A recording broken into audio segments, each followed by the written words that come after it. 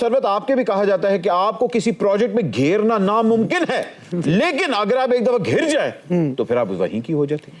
तो I think कि जो असली आर्टिस्ट होते हैं वो अपने क्राफ्ट पे कंसंट्रेट करते हैं, और उसी तरह अभी भी कुछ दिनों पहले नदीम बेग साहब चाह रहे हैं कि मैं उनके साथ एक सीरियल करूं। तुम क्यों नहीं कर रही?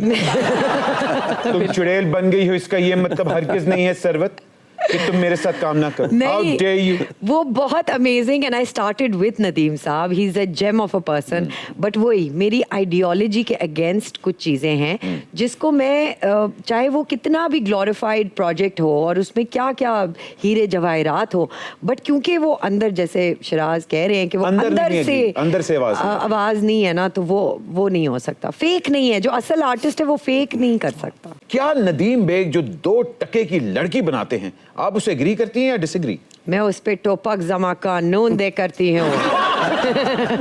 समझ तो आप गए होंगे। समझ गए। सरवत, आपके बारे में बड़ा मशहूर है कि आप ग्लैमरस भी हैं और कैरेक्टर एक्टर भी हैं, आप कमर्शियलिज्म में भी हैं और पैरेलल सिनेमा में भी है। आप बेबो का ग्लैम भी कैरी कर लेती है और शिबाना आजमी की क्लास भी। वाह। पैदाइशी है गए या तुसी बाद विच फिट कराए? ये बाद में फिटिंग होती है। स्पेशली अगर मियां डॉक्टर होते अच्छी फिटिंग होती है। बिल्कुल जी, as you will know very soon.